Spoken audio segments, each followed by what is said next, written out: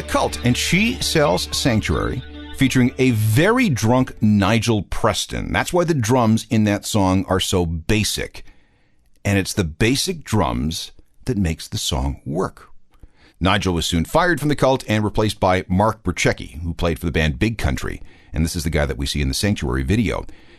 And Nigel isn't with us anymore because he died in 1992. But his legacy lives on in that song. Let's engage in a little appreciation for this song from R.E.M.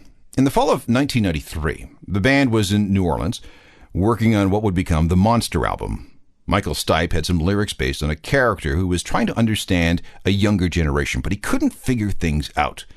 So that's the first thing to listen for. The title, though, has nothing to do with R.E.M.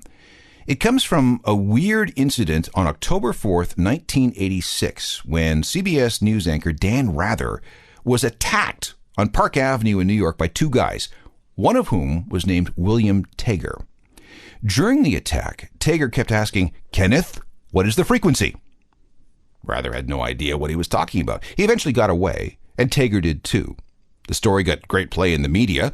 R.E.M. heard about it and used a variation of that line, "Kenneth, what is the frequency?" for the title of their song. Later, we learned that Tager was mentally disturbed, and he was convinced that the TV networks were monitoring him and sending him messages. So how do we know that?